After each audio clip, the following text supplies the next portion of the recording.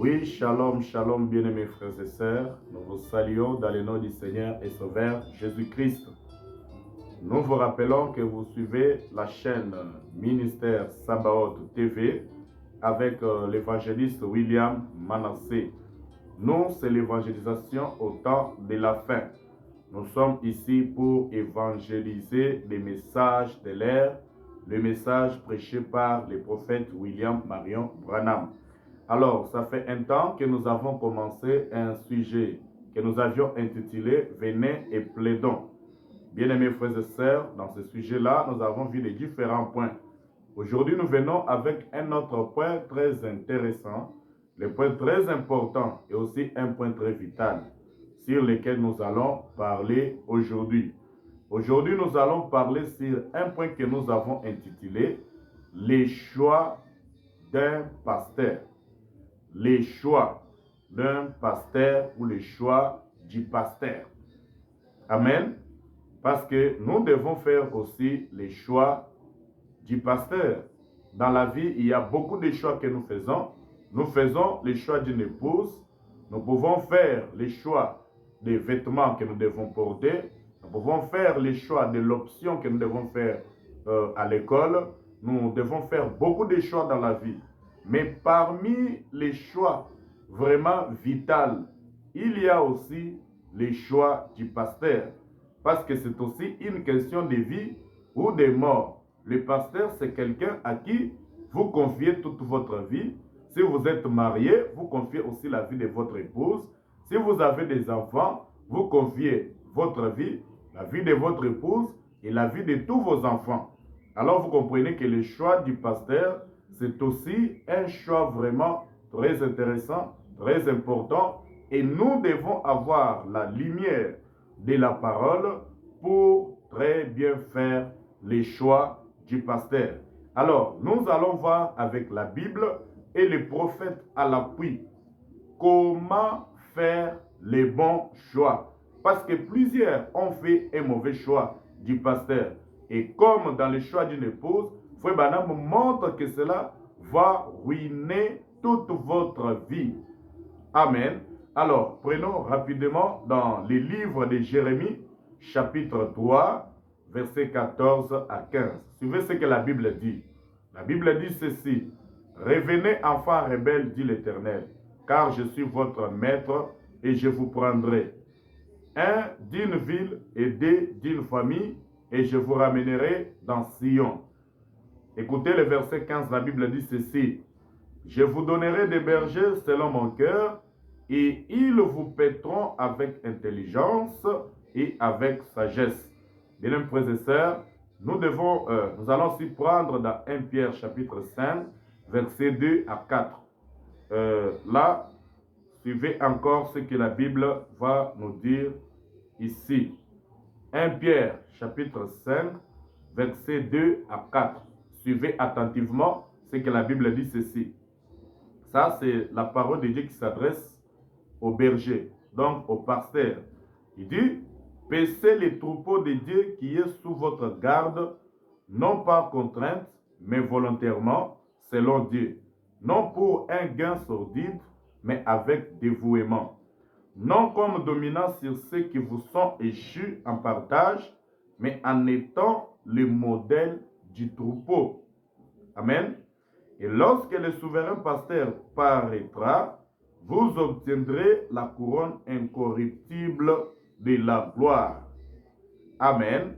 J'ai dit qu'aujourd'hui, les points sur lesquels nous allons parler, c'est un point vital, je peux dire même très vital et très intéressant pour la vie de tout croyant, pour la vie de tout celui qui aime Dieu et qui veut appartenir à Dieu et qui veut suivre Dieu dans une certaine église. Nous devons aussi faire les choix dans notre vie, les choix du pasteur. Bien-aimés frères et sœurs, c'est le point sur lequel nous allons parler aujourd'hui, les choix du pasteur. Nous avions vu dans l'introduction de notre sujet que nous avions intitulé « Venez et plaidons ». Nous avions vu que comme dans le monde ici, des hommes de ce monde dans leurs entreprises, lorsque les chefs d'entreprise remarquent que les choses n'évolue pas très bien, alors il va convoquer une conférence, il va convoquer une réunion. Tous ces travailleurs vont répondre à la réunion. Bien-aimés frères et sœurs, c'est pour que chacun puisse présenter ses problèmes ou pour que le chef puisse présenter des problèmes qui ne tournent pas bien dans l'entreprise. Et après chaque conférence, il y a des résolutions que l'on prend, donc selon lesquelles l'entreprise doit désormais évoluer. Maintenant, il y a ici, nous allons lire quelque part ici, où Frère Branham dit que ces ministres ici, ils sont des bergers. Ils veillent sur des brebis. Le prophète dit que parce que nous sommes dans l'âge, nous sommes dans un temps où les brebis peuvent manger même les ordures. Bien-aimés frères et sœurs, alors, étant appelés pour être un ministre de Dieu, nous sommes aussi des bergers. Nous devons veiller sur la nourriture des brebis. Nous ne pouvons pas laisser les brebis de Dieu aller jusqu'à manger les ordures. Alors, le prophète dit, nourrissez-les avec la parole de Dieu. La véritable parole, c'est celle qui est prêchée aujourd'hui, dans ces temps de la fin. Les messages qui nous est envoyés par le canal de son serviteur William Marion Branham. Bien-aimés frères et sœurs, nous remarquons aujourd'hui que dans les choix d'une église ou les choix d'un pasteur, parce que le prophète dit, quand vous choisissez l'église, donc vous avez choisi les pasteurs. C'est pourquoi moi j'ai intitulé le point là, les choix du pasteur. Donc aujourd'hui, le choix de l'église ou le choix d'une église est devenu comme quelque chose de mutuel ou quelque chose de famille. Bien-aimés frères et sœurs, nous ne choisissons pas le pasteur parce qu'il est un membre de notre famille. Nous ne choisissons pas le pasteur parce que c'est quelqu'un que nous connaissons très bien ou quelqu'un avec qui nous avons évolué. Nous ne choisissons pas le pasteur parce qu'il parle la même langue avec nous, comme ce que nous remarquons aujourd'hui, surtout dans cette ville de Kinshasa et ailleurs. Je mentionne bien Kinshasa parce que c'est là où nous vivons. Bien-aimés frères et sœurs, la plupart des églises que nous remarquons dans cette ville, je pense que c'est la même chose aussi ailleurs. Vous trouvez quelqu'un qui vient de l'intérieur, quand il vient par exemple ici en ville, il va chercher seulement une église où le pasteur est de sa tribu, ou soit les pasteurs parlent la même langue que lui. Et vous trouverez que dans une église, la majorité des croyants d'une église sont les gens qui parlent la même langue, ou donc la langue de la même tribu que les pasteurs. Bien-aimés frères et sœurs, jusqu'à tel point qu'il n'y a que les esprits tribaux qui règnent aujourd'hui dans la plupart des églises. Le tribalisme, l'appartenance à nous sommes de telle part, nous sommes de telle part. Bien-aimés frères et sœurs, les choix d'une église ou les choix d'un pasteur, c'est un choix très vital. Et si vous faites, donc vous ne faites pas bien votre choix du pasteur ou d'une église, vous allez ruiner toute votre vie, la vie de votre âme. Parce que Frère Branham dit que votre pasteur, il est votre vrai père. Bien-aimés frères et sœurs, alors vous devez comprendre que le choix d'un pasteur, c'est un choix très vital et nous devons tirer beaucoup attention lorsque nous allons faire le choix du pasteur. Je vais insister que nous ne choisissons pas le pasteur parce qu'il est de notre tribu, parce qu'il est de notre province, parce qu'il est de notre pays, parce qu'il parle la même langue que nous, parce qu'il a beaucoup étudié, parce qu'il est un homme beaucoup renommé, parce qu'il opère, par exemple, beaucoup de miracles, ou bien c'est parce qu'il voit des visions, parce qu'il est prophète. Nous ne choisissons pas les pasteurs pour toutes ces raisons-là. Il y a un modèle de Dieu dans les Écritures. Les modèles pour chaque chose se retrouvent dans les Écritures. Et le prophète a dit que nous ne devons pas laisser les brebis manger les ordures. Nous devons les nourrir de la parole véritable qui est le message prêché par le prophète William Branham. Bien-aimés frères et sœurs, si vous allez prendre dans les sermons intitulés Les choix d'une épouse, le prophète dit à partir du paragraphe 52 à 54, Il est en train de parler du choix, le choix d'une épouse. En haut là, si vous commencez à partir du paragraphe 51, le prophète dit qu'un jeune homme qui fait un mauvais choix d'une épouse, il va ruiner toute sa vie. Il dit que de la même manière, une fille ou une jeune fille qui fait un mauvais choix d'un époux, le prophète dit, elle va aussi ruiner toute sa vie. Il dit que les jeunes devraient beaucoup prier avant de faire le choix d'un époux ou d'une épouse. Alors, à partir du paragraphe 52, le prophète dit, de même pour les choix d'une église. Je ne sais pas si je me fais entendre. C'est le prophète qui parle. De même pour les choix d'une église, vous devez prier pour l'église à laquelle vous devez appartenir. Amen. Bien-aimés frères et sœurs, c'est par là que j'ai commencé par vous dire que nous ne choisissons pas le pasteur parce qu'il est de notre tribu. Nous ne choisissons pas le pasteur parce qu'il est notre grand frère, parce qu'il est quelqu'un de notre quartier ou un camarade de l'école, hein, ou un camarade de l'université. Non, on ne choisit pas le pasteur parce que c'est quelqu'un que nous connaissons. Non. Vous voyez, madame dit quoi? Il dit, de même pour le choix d'une église, vous devez prier pour l'église à laquelle vous devez appartenir. Le prophète dit, rappelez-vous, les églises ont des esprits. Amen. Les églises ont des esprits.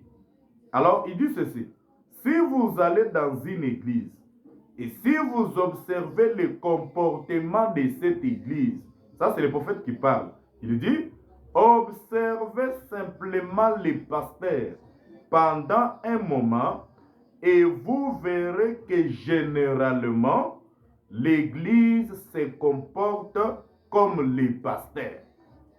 Amen.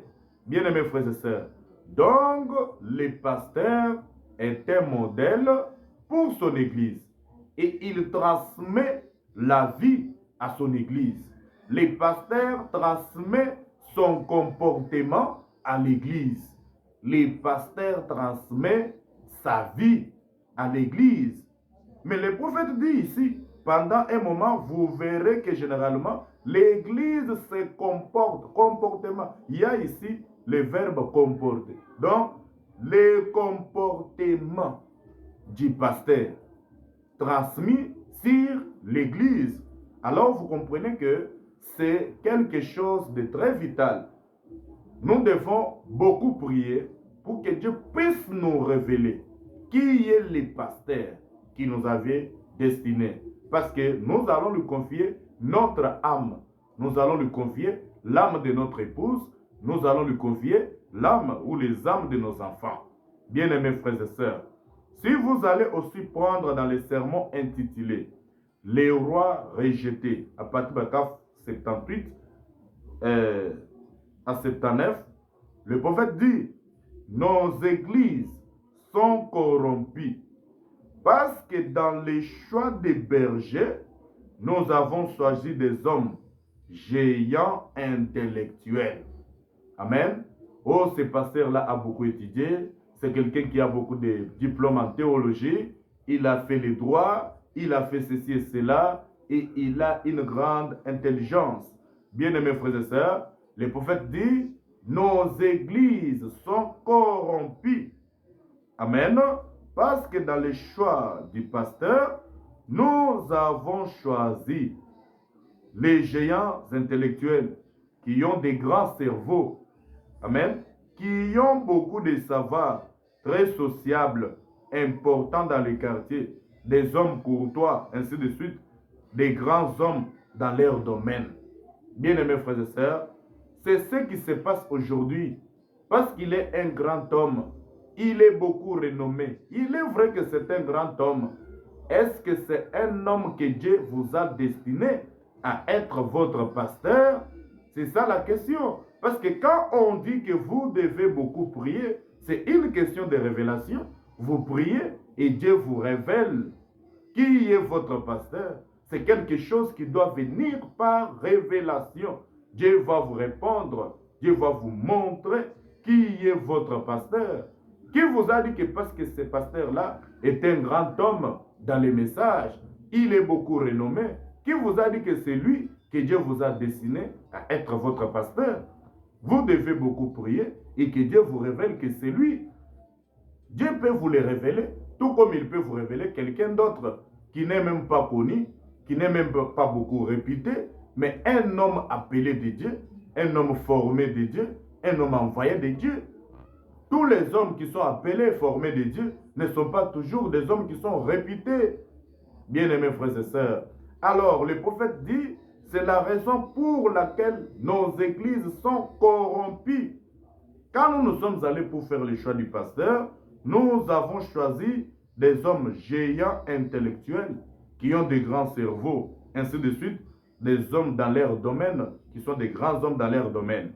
Maintenant, le prophète dit ceci, beaucoup de ces hommes intellectuels qui se tiennent en chair parmi nous, Frère Branham dit, il renie même l'existence du Saint-Esprit. Amen. Vous trouvez que votre pasteur, il ne croit même pas à l'existence du Saint-Esprit. Frère Branham dit, il renie même la guérison divine. Votre pasteur, qui ne croit même pas à la guérison divine, il renie la puissance de l'Esprit. Amen. Nous devons comprendre que par là, le prophète est en train de numérer certaines qualités. Un vrai pasteur, il doit croire donc à l'existence du Saint-Esprit. Il doit croire à la guérison divine. Il doit croire à la puissance de l'Esprit. Mais la plupart de ces géants intellectuels, ces gens qui ont de grands cerveaux, ils ne sont que des théoriciens. Ils ne croient même pas à l'existence de l'Esprit. Ce sont ces gens qui ont voulu décourager le prophète quand il était à ses débuts et qu'il voyait des visions. Et ces gens lui ont dit que c'était des démons qui lui inspiraient ces choses. Bien-aimés frères et sœurs, ils ne croient même pas à la guérison divine. Ils ne croient même pas à la puissance de l'Esprit. Bien-aimés frères et sœurs, nous devons prier pour l'Église à laquelle nous devons appartenir. Un berger est un modèle. Parce que le prophète a dit que l'Église se comporte comme les pasteurs. Bien-aimés frères et sœurs, il doit être un modèle. Et le prophète dit, quelqu'un ne peut pas vous donner ce qu'il n'a pas. Il va vous donner seulement ce que lui a. Amen. Alors, il doit être un homme appelé de Dieu, un homme formé de Dieu, non pas dans les écoles théologiques de ce monde, comme le prophète le dit, mais un homme qui est formé dans l'école de la solide formation de Dieu lui-même. Formé comme Moïse, formé comme Élisée, formé comme David derrière le désert, et après il lui a donné sa place comme roi sur Israël. Bien-aimés frères et sœurs, il est vrai qu'il doit être un homme appelé de Dieu. Il est vrai qu'il doit être un homme formé de Dieu. Il est vrai qu'il doit avoir le Saint-Esprit. Il est vrai qu'il doit avoir rencontré Dieu face à face. Derrière le désert, il doit avoir fait l'expérience. Mais la question reste posée. Est-ce qu'il est l'homme que Dieu vous a destiné pour être votre pasteur? C'est la question. Et le prophète dit que vous devez prier pour cela. Amen. Sinon pas, vous allez ruiner toute votre vie. Et le prophète dit dans le sermon intitulé « Les bons bergers de brebis », à partir du paragraphe 19 à 21, le prophète dit « Les bergers veillent sur les brebis jour et nuit. » Nous avons aujourd'hui des bergers méfiants, trop occupés. Ils ne connaissent même pas certains de leurs brebis. Bien-aimés frères et sœurs, vous trouvez que vous êtes dans une église où vous avez déjà fait beaucoup d'années. Les pasteurs ne vous connaissent même pas. Bien-aimés frères et sœurs, comment il va veiller sur vous parce qu'il ne vous connaît pas et il ne connaît même pas votre vie, ce qui se passe dans votre maison. Bien-aimés frères et sœurs, le prophète dit, les bergers veillent sur les brebis jour et nuit. Votre pasteur, c'est quelqu'un qui doit veiller sur vous. Amen. Jour et nuit, il veille. Et le prophète dit, pourquoi les bergers doivent-ils être tout le temps à la tâche? Le prophète dit, c'est parce qu'il doit se rassurer qu'aucune de ces brebis n'est perdue. Amen. Les pasteurs sont comparés aux bergers. Un berger connaît le nombre de ses brebis, oui. Et le prophète dit, si une seule brebis, si quelqu'un a 100 brebis et une seule brebis est perdue, la Bible dit, il va laisser les 99 brebis et il ira à la recherche d'une seule brebis qui est perdue. Bien-aimés frères et sœurs, est-ce que c'est ce qui se passe avec toi et ton pasteur? C'est la vérité, nous devons le dire, c'est le message. Il doit laisser les 99 quelque part, il part chercher celle qui est perdue pour la ramener. Il veille sur les brebis, jour et nuit. Vous devez prier pour les pasteurs, quelqu'un qui doit être votre pasteur. Vous pouvez donner vos explications. Nous, ici, nous sommes aussi de l'école du Branham ou rien. Dites exactement ce que disent les bandes. Le prophète dit qu'il doit se rassurer si aucune de ses brebis n'est perdue. Qu'il a? Les pasteurs. Amen. Si vous prenez dans le sermon intitulé « Combattre ardemment pour la foi », à partir du paragraphe 52 à 53, ici, les pasteurs parlent des comportements, les prophètes parlent des genres de comportements du temps de la fin, tels qu'annoncés dans la Bible. Les hommes seront orgueilleux, les hommes vont aimer les plaisirs plus que Dieu. Mais avec les temps dans lesquels nous vivons, un temps comme celui-ci, où les gens aiment les loisirs mondains, les choses du monde, bien-aimés frères et sœurs, nous devrions avoir des pasteurs séparateurs.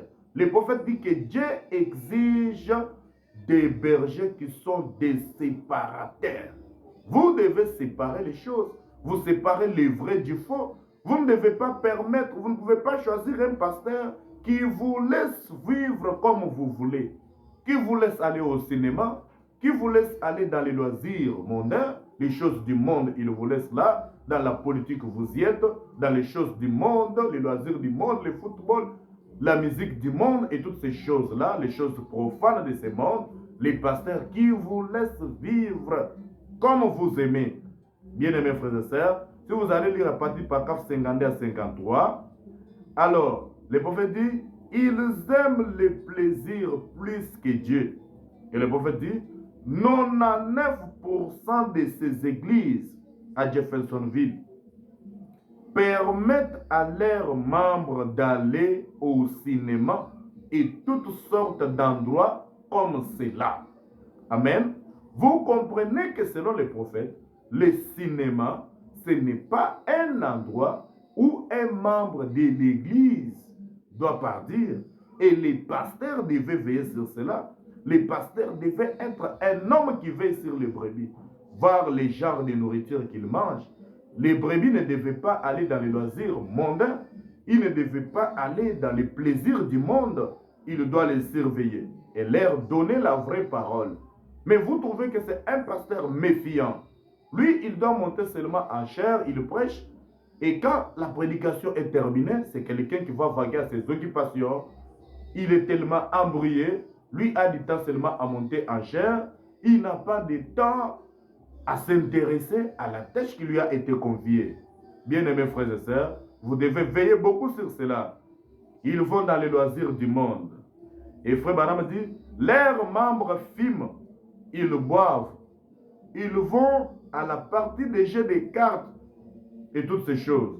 Le prophète dit, lorsque vous choisissez un pasteur, vous aimeriez choisir les petits gars sortis du séminaire, ainsi de suite. Mais Dieu exige un vieux séparateur. Amen. Votre pasteur doit être un vieux séparateur. Il dit, il se tiendra là et séparera les vrais du faux. Amen. Le pasteur doit se tenir là et séparer les vrais du faux. Bien-aimés frères et sœurs, prenez dans le sermon intitulé « Un homme appelé de Dieu », paragraphe 42, le prophète dit ceci: Dieu doit éloigner un homme des choses du monde. Quel homme là? Les pasteurs. Écoutez. Dieu doit éloigner un homme des choses du monde pour les tranquilliser, afin qu'il puisse écouter Dieu. Cette petite voix tranquille. Puis, une fois qu'il entre en contact avec Dieu, il est alors sans peur. Ainsi de suite. Il dit, il ne se soucie pas de ce que quelqu'un, n'importe qui, dira. Il a été dans la présence de Dieu et il connaît Dieu dans sa puissance de la résurrection.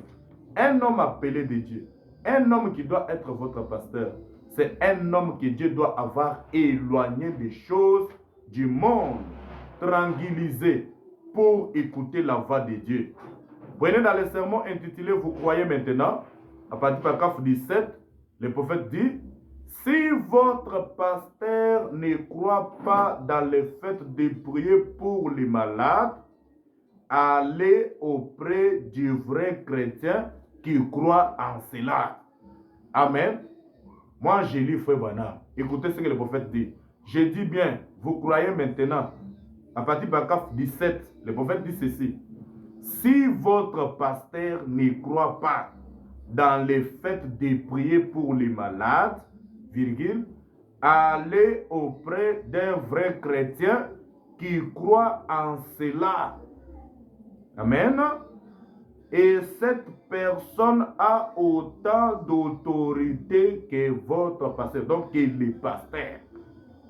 Vous comprenez? La plupart de ces géants intellectuels, ils ne croient même pas en l'existence du Saint-Esprit, en l'existence de la guérison divine, en l'existence de la puissance de Dieu. C'est quelqu'un qui doit veiller sur votre âme tous les jours de votre vie et il doit veiller à ce que vous soyez sauvés et que vous entriez dans le royaume de Dieu.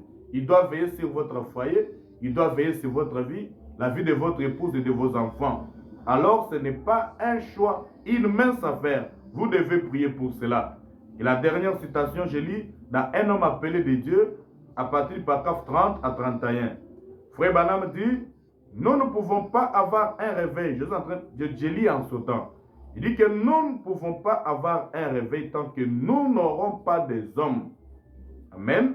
Des hommes appelés de Dieu. Le pasteur là doit être un homme appelé de Dieu. Des hommes appelés de Dieu. Formés par Dieu.